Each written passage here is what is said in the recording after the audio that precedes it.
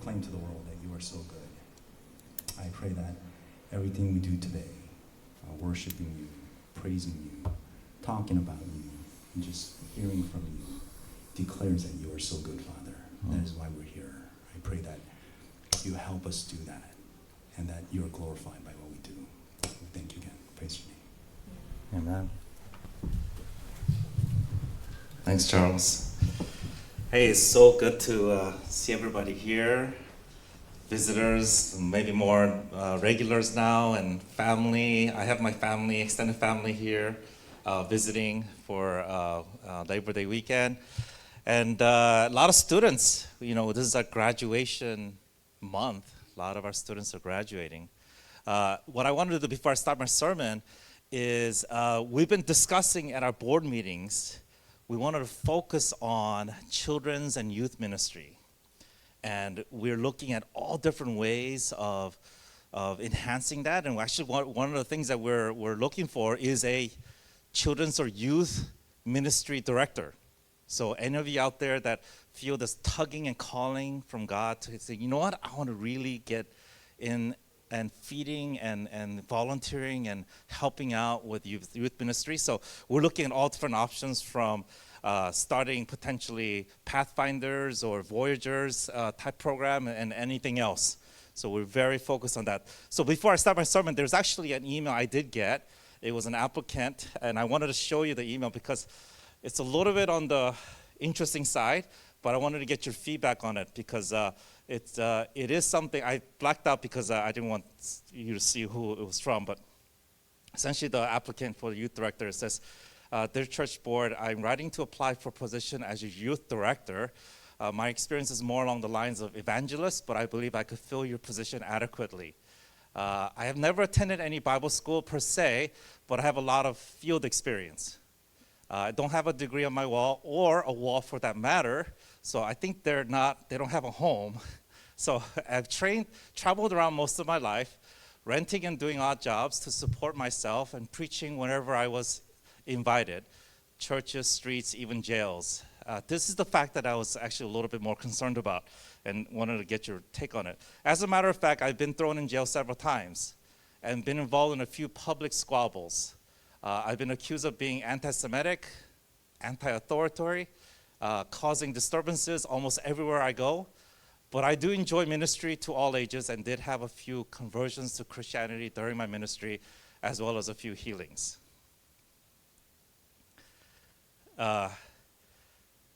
Hopefully, I'm going to break the silence because hopefully your parents are out there maybe getting worried.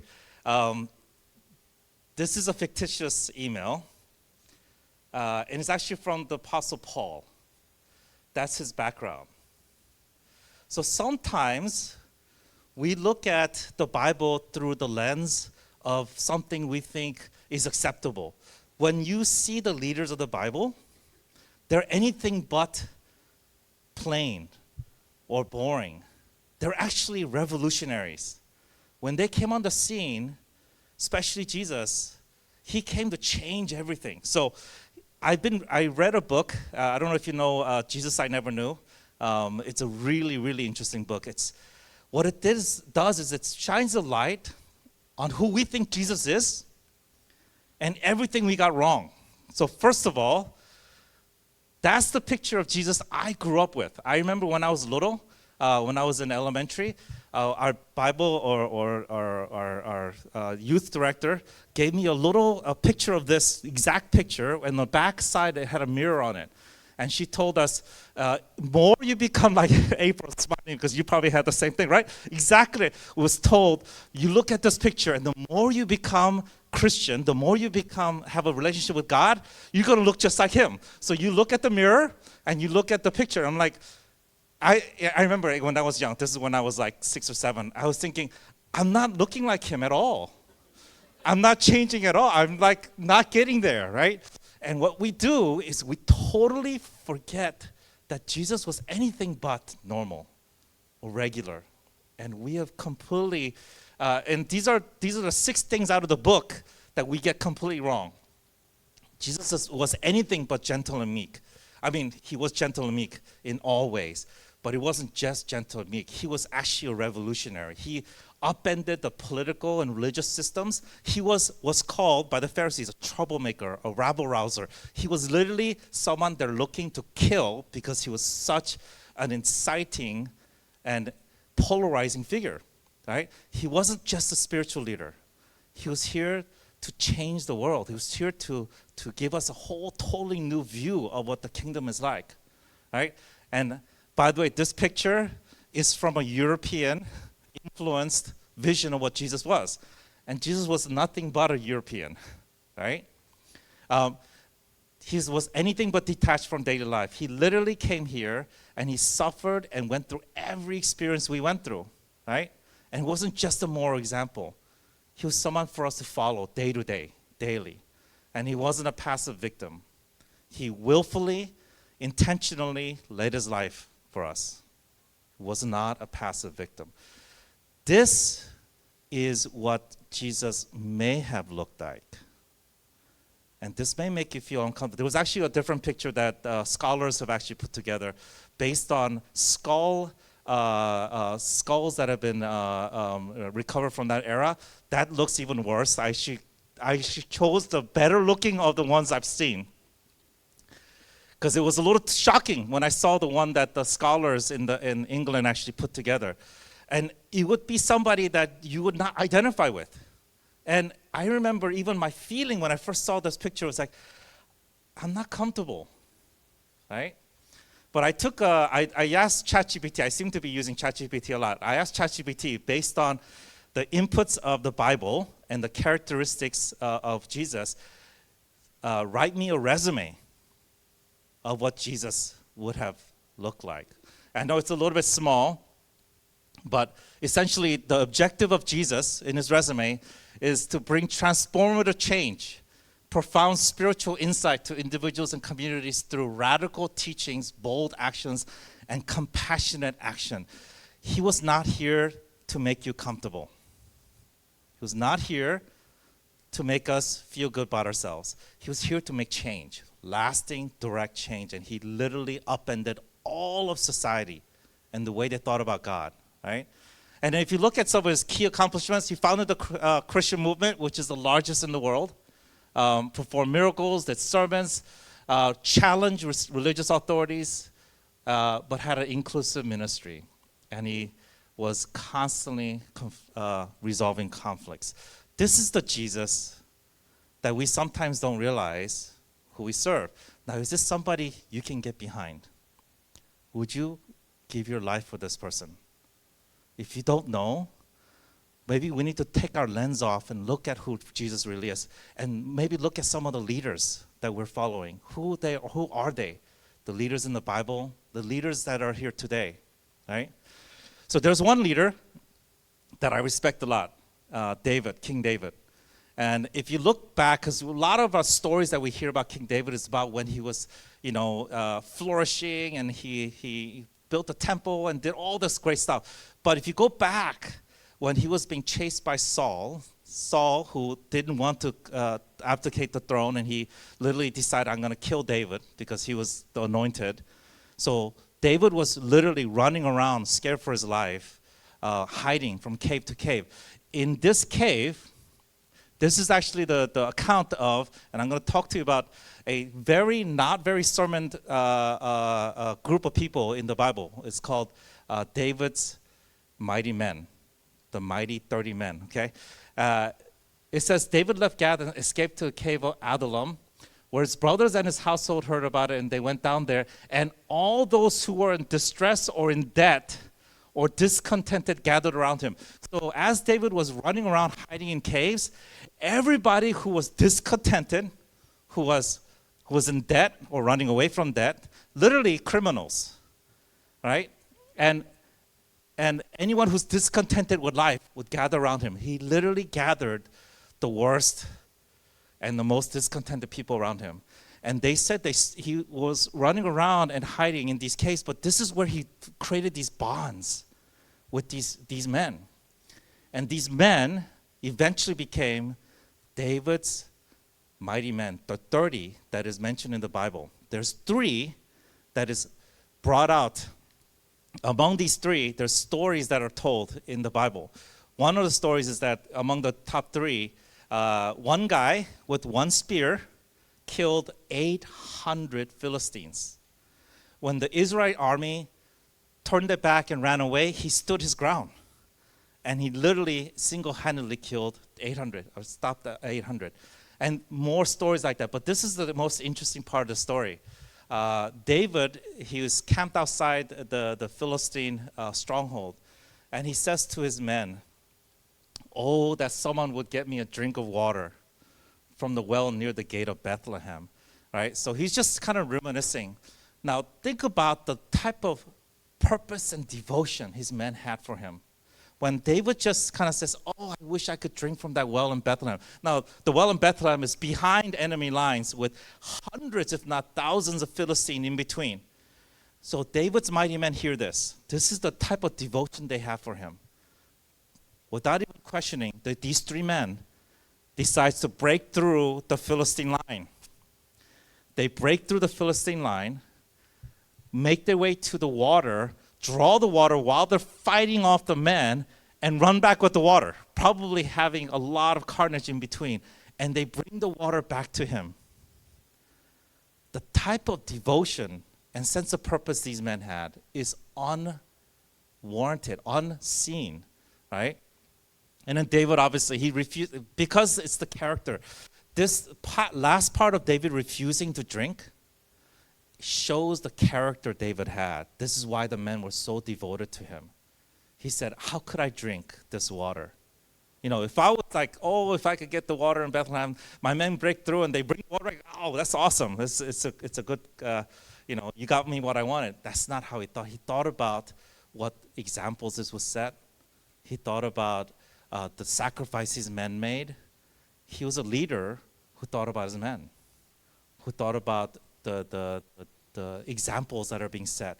And he literally poured it onto the ground. He says, "I will refuse to drink something that so much sacrifice has been given." Too many times today, we herald leaders and examples that don't exemplify this type of character. Right? So one of the things that I know, I sent this video to my boys. I saw this video. This guy, he's kind of a organizational consultant. And there was one video he put together. He said he asked the most efficient organization in the world, the SEAL Team 6. He asked the SEAL Team 6 leaders, "How do you choose your members? How do you choose your leaders?" Right? And they said, "We choose our leaders based on two data points: performance and trustworthiness." And they said, this is a shocking part about it. They said, obviously no one wants the untrustworthy and unperforming guy.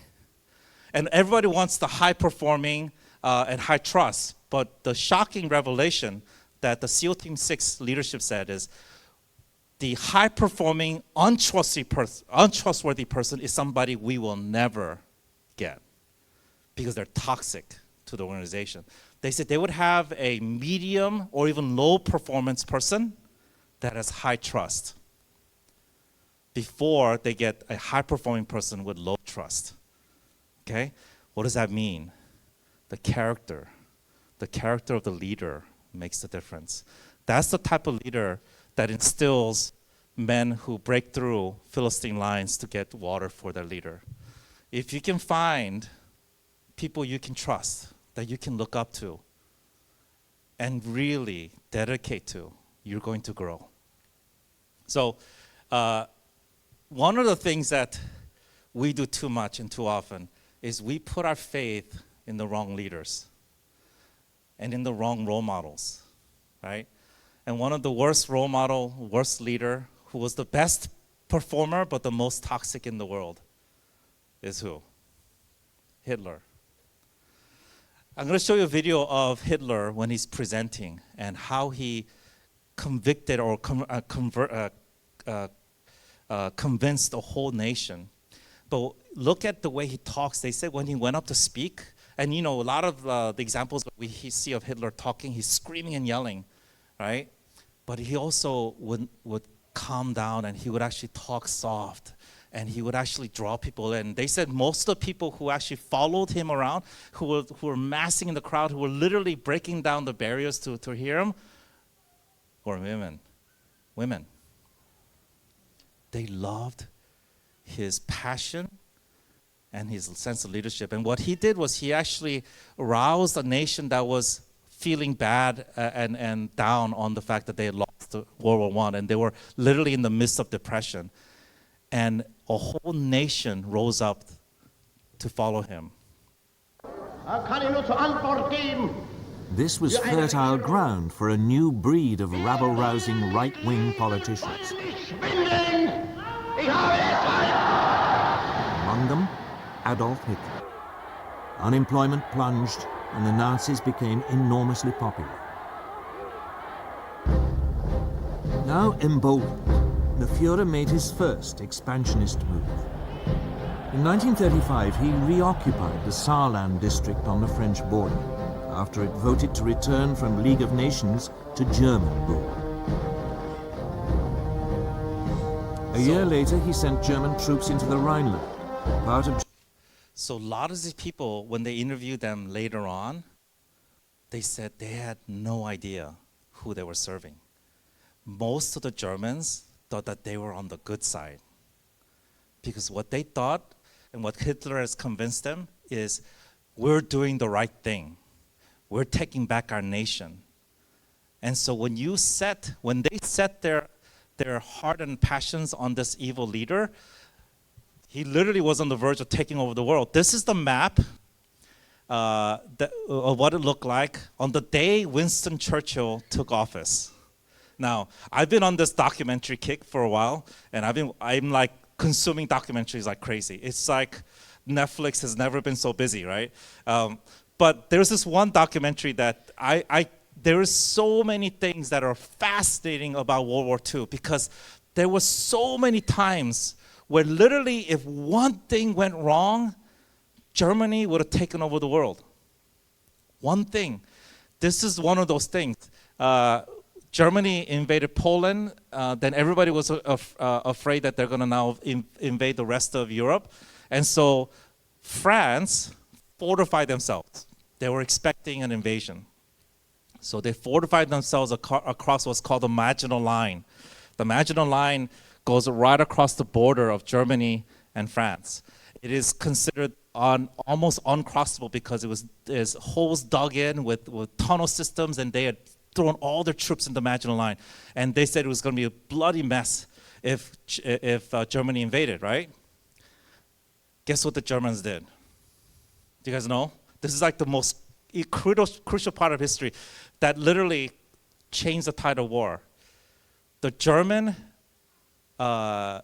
generals came upon a massively daring idea. There was one little piece that at the edge of the Maginot Line called the Forest of Ardennes, which was considered uncrossable. The Germans decided, we're going to cross that forest. And the general in charge told his men, cross that forest. What it did essentially is if they crossed that forest, they would have gone all the way around the Maginot Line. And they did. They did what every country and every other general thought was impossible. They crossed the Forest of Ardennes. And after they did that, they literally went around the Maginot Line. They took Netherlands, Belgium, and France within weeks. And they surrounded the whole of French and English army in Dunkirk, which is one little city. It's not up there. One little city right on the edge, closest to Britain. That was literally at the potential end of the war. Now they got the troops out, but then the only thing left, you see the only thing in red, is England. They were surrounded by Germany. They were completely cut off, and Germany had everything. And then they got assistance from the US. The US decided they're going to start sending ships, but none of the ships could come through because German U-boats were sinking them constantly. And they didn't know what to do. The war was about to end, and all of Winston Churchill's generals and men were telling him, let's negotiate with Hitler for a ceasefire and surrender. That's the position they were in. when Winston Churchill decided, I'm going to recruit a few men and women to do a secret mission. So this was actually only came to light recently because Winston Churchill publicly opened his diary from top secret status. So these men and women, was never known this mission that they did. Winston Churchill recruited these men and said, I want you to go on a secret mission. There is a refueling station in the off the coast of South America where all the U-boats are refueling. If we destroy that refueling station, the ships that have the fuel, then we can have people crossing the channel and we can get the assistance from the US. The problem is if that was officially sanctioned, they would start a war with South America. And so what Winston Churchill told them is, if you go on this mission, you'll either succeed or get killed while you're doing the mission, or if you succeed and come back, you will be put in jail because you will have gone against every naval and commanding officer's directive that you cannot attack another country. So these recruits actually went and did it. And there was actually a movie about it that's recently released. It's called the Ministry of Ungentlemanly Warfare. Okay, and this is the last scene of that movie when they have succeeded. They've been put in jail, in prison for 4 weeks, and they're just released after they found out that their efforts have literally decimated the U-boat's ability to operate. When only this morning, the first American soldiers arrived on British soil, ready to stand shoulder to shoulder with us in Europe. Allies who risked death crossing the North Atlantic, and only by some miracle found their crossing untroubled by Nazi U-boats. A happy circumstance, I might add, which cannot be accounted for, but which has cleared the way for the United States to enter the European war, and for which I know President Roosevelt to be immeasurably grateful. But setting aside this stroke of unexplained fortune, what is to be done with this unruly company who do not obey orders, who seem to have formed their own ministry of ungentlemanly warfare?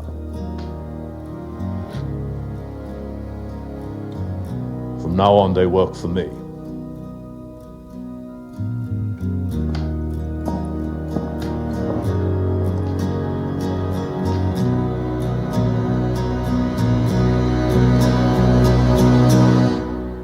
So this is the picture of the major who actually led the operation. He got the Distinguished Order of Leading Operations, which is called Postmaster, and he's believed to be the inspiration for James Bond. And this is the other guy. He went on to do so many missions and so many wins that King George was amazed. Every time he would give him a new medal, he's like, "You again." This guy was actually eventually captured by the Germans and tortured, and he never broke.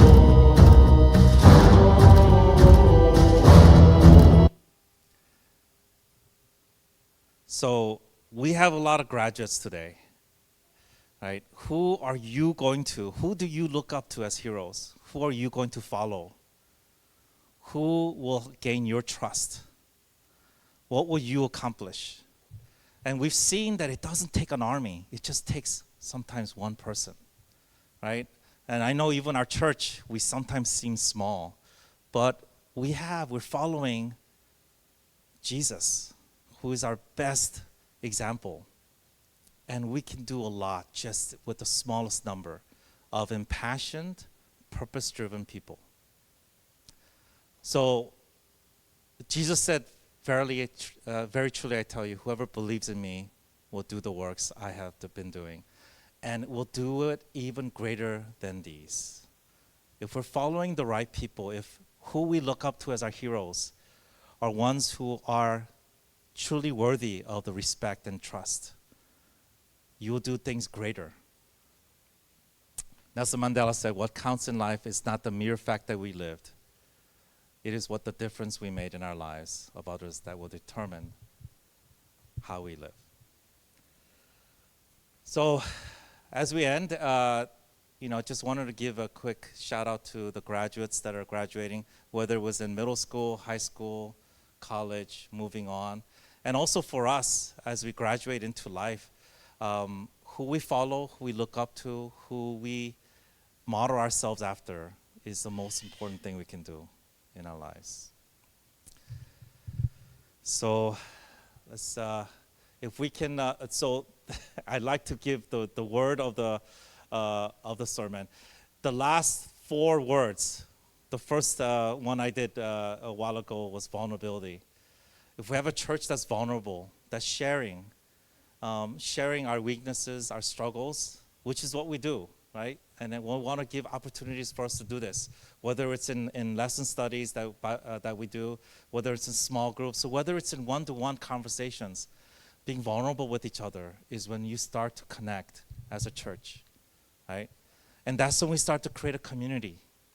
I would love for every one of us to come to church and feel this is a community that can support each other. We had a death last week. Eugene's mom passed away. And this is the time he needs community. And that's what we are. That's the purpose of church, is that we can come together in a community and support those who are left behind. And with that community is having empathy with one another.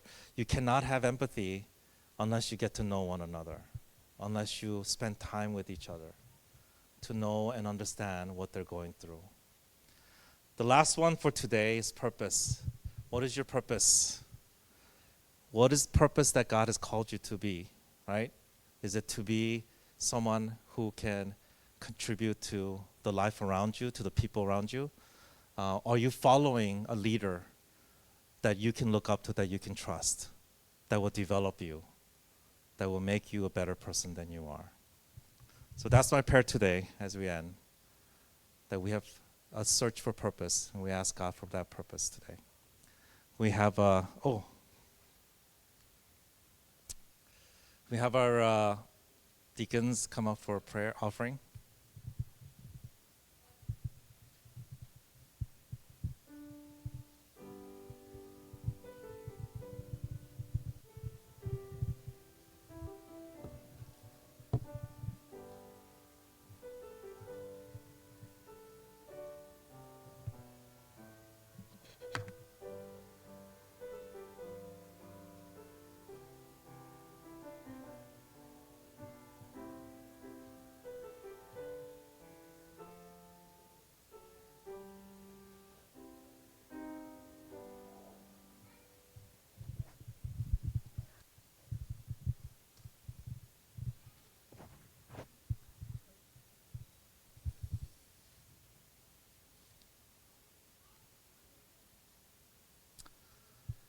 So can we have the praise team come up for the closing song?